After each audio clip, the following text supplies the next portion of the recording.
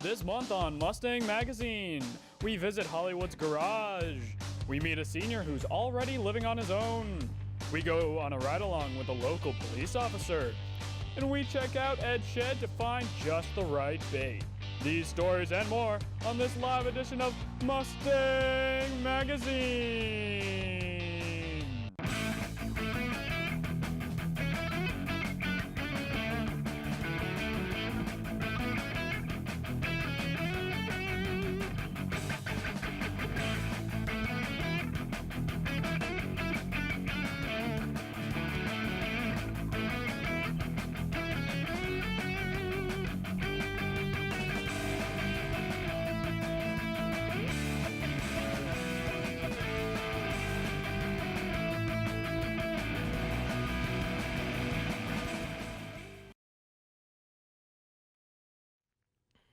Hello and welcome to this May edition of Mustang Magazine. I'm Allie Kelleher. And I'm Jake Smelster. Mustang Magazine is an edited show that is produced every month by advanced broadcast journalism students at Norwood High School.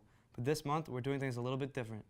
Today's show is being taped live in Norwood Community Media Studio, located inside Norwood High School, home to our award-winning daily morning news show, NHS Update. That's right, and taping live means we can't mess up, so let's get started. Our first story of the show is really bait. I mean, great. So let's send it over to freshman reporters Tommy Dooley and Colin McDonald, who are down at Hawes Pond in South Norwood to bring us this cover story.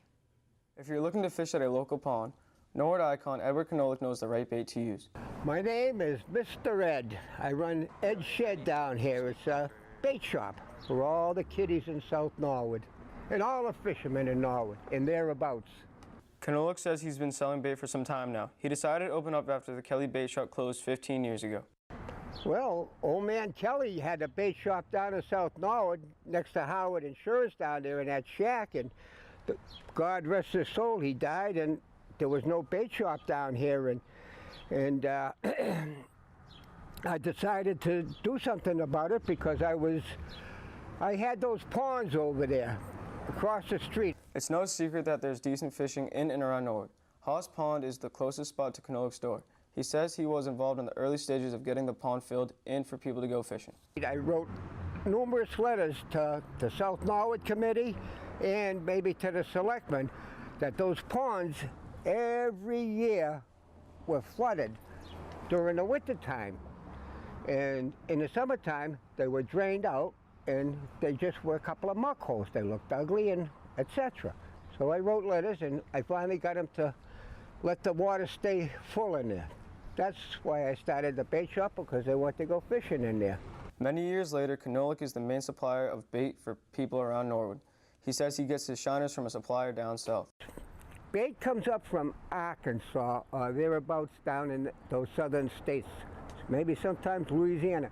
They have big fish farms down there, and they will ship up about 2,500 pounds to 3,000 pounds during the summertime once a week to Tom's Baits down in Middleborough. And I go down there and I get bait. They will take a big plastic bag, put the bait in it, put the fish in it, shoot oxygen to it, close it up, and get them home, and I put them in the water. Knolik says the most popular bait he sells are the shiners. He says they are the best for catching local fish. Well, they catch anything from trout, largemouth bass, smallmouth bass, pickerel, let's see what else, turtles. Ed says he keeps his bait fresh by using natural water from a river running under his house. And that hole is where the river runs through here. There's a river that comes all the way through here and runs out here into Hawes Brook. And that's good natural water for these fish. Not town water, because town water is full of chemicals and ooh. Knolik says selling and running a bait shop may look simple, but it has its challenges. We lose a lot of bait. Sometimes we lose an awful lot of bait. And what you have to do is you have to watch the pH of the water very, very carefully. And not only that, what you have to do is keep the water cold, 40 to 50 degrees. Gets any higher than that, then things drop like flies. And though there's a struggle, Ed will always have a smile on his face and can make anybody laugh. And while you're buying bait at Ed's Shed, you might get more than bait. He knows how to tell a joke.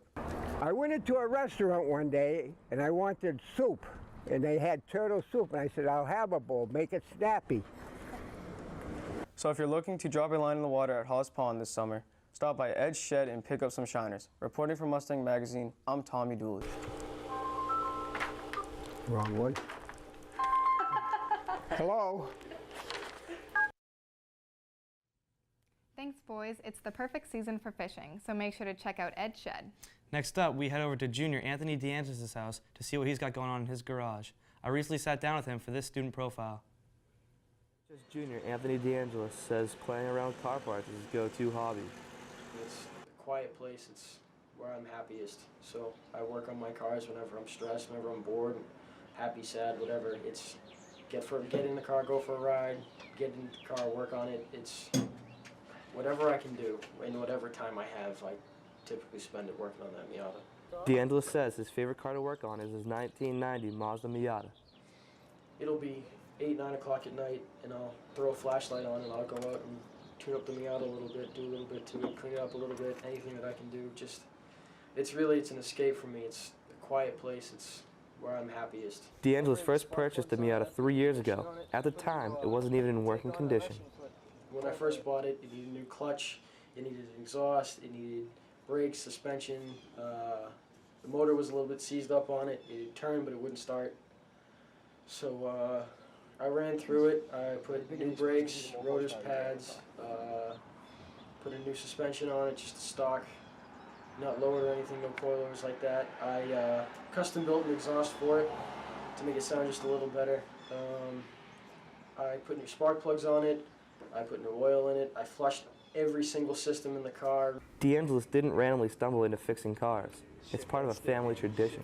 So my grandfather, my father, and I were all huge car guys. So like, it basically runs in my blood. And through the years, DeAngelis has entered the cars that he works on with his father into several shows. Car shows are a huge part of it. Car shows are a lot of fun. You know, you walk around, take pictures, you meet new people. It's great, you know. DeAngelis also uses social media to show off what he's working on.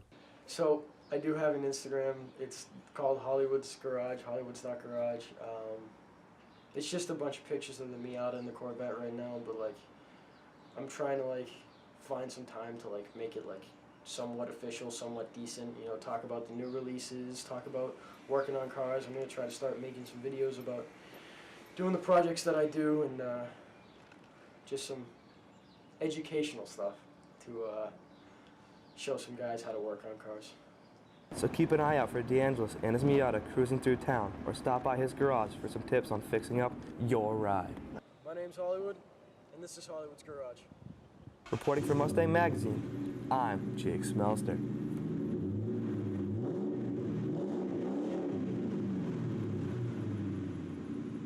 Thanks, guys. And if I ever have problems with my car, I'll know who to call.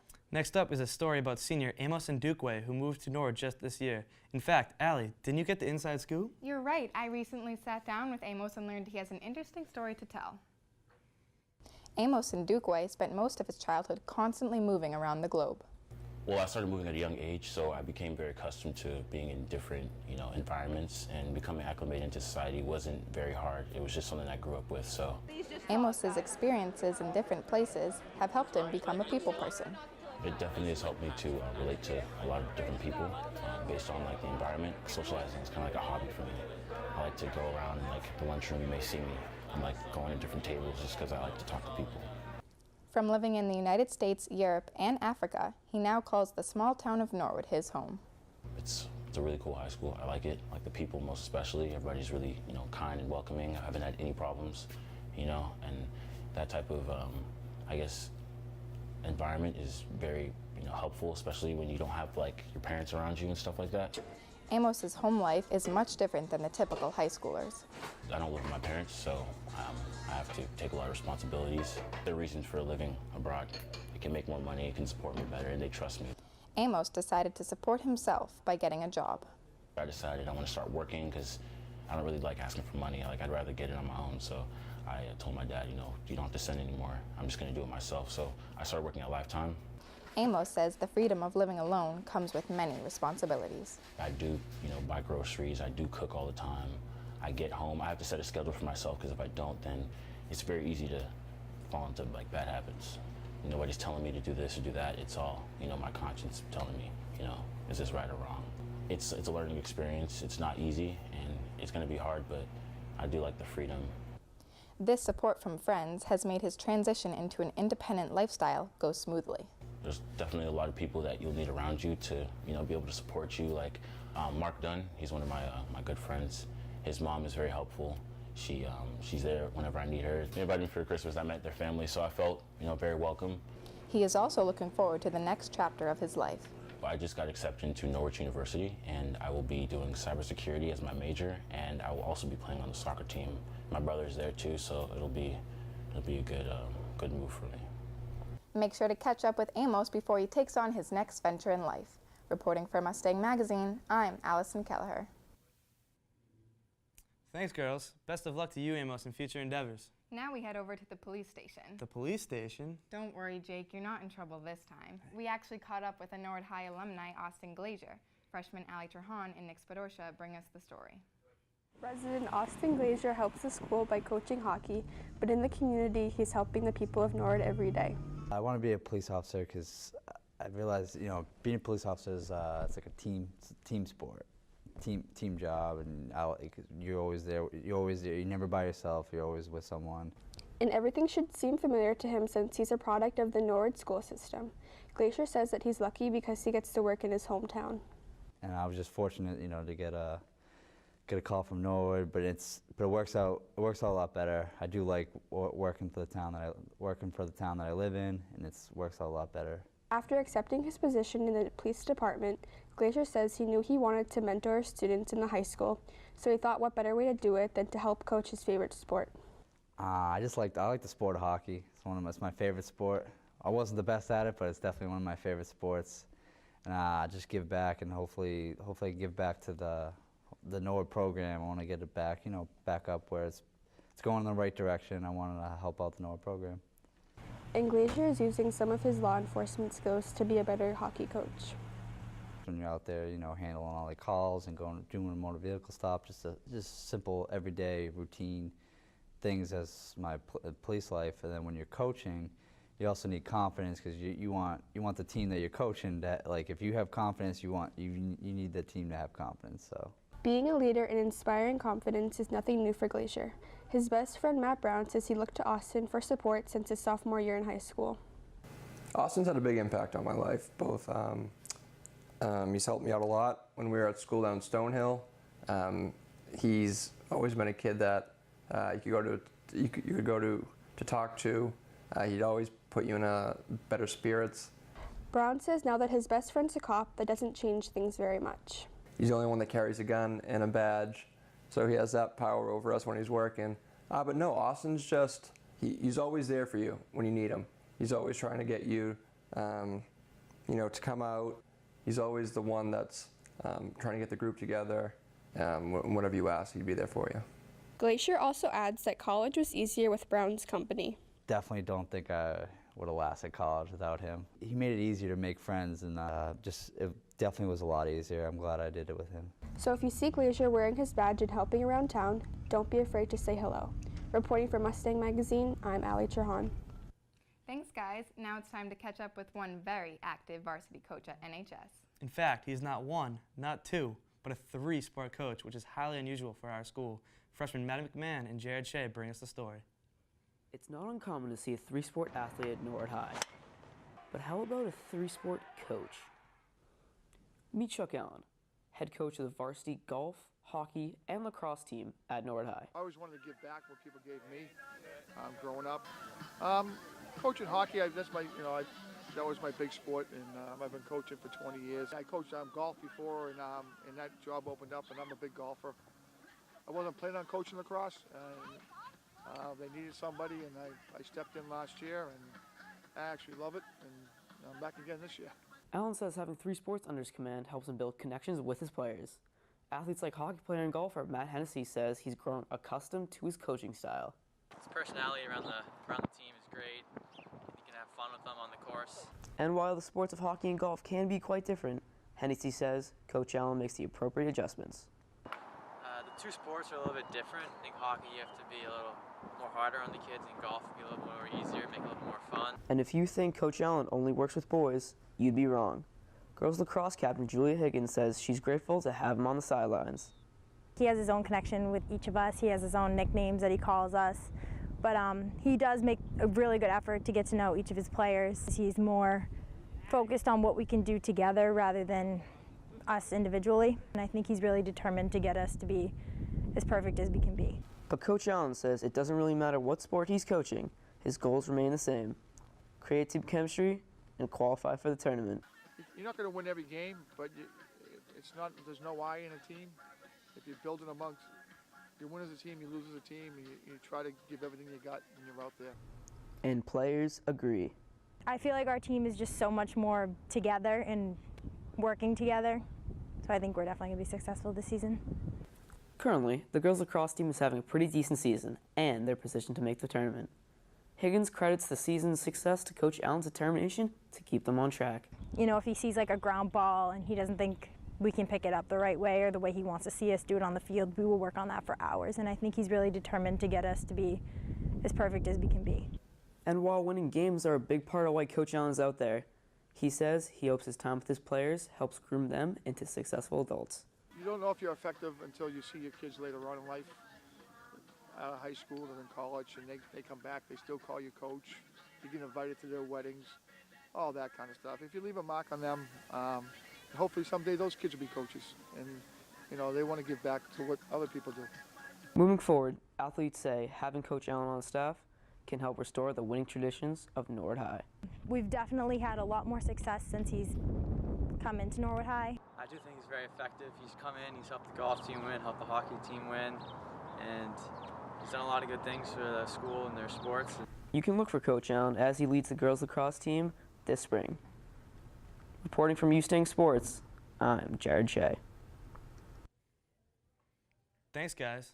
And a special shout out to Coach Chuck and the girls lacrosse team for doubling their win total from the previous season. Way to go.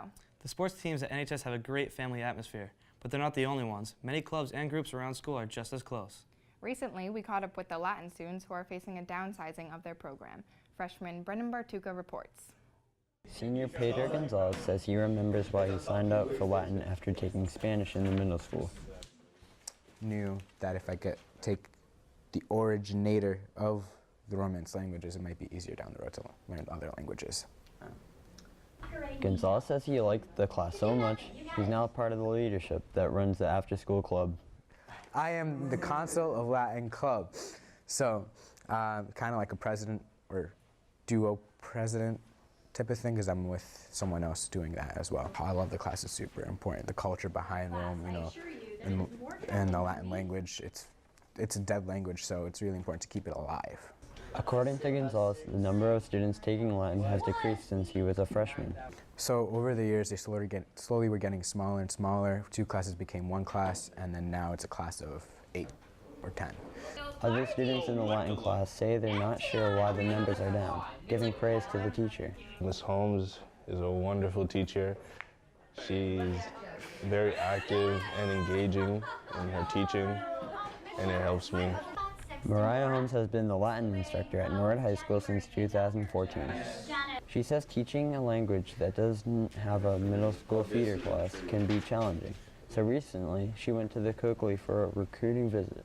So I was really excited to be able to go into the 8th grade classrooms and just give a little presentation about the advantages of studying Latin. Holmes says her Latin class is a family-like environment with a place for everyone.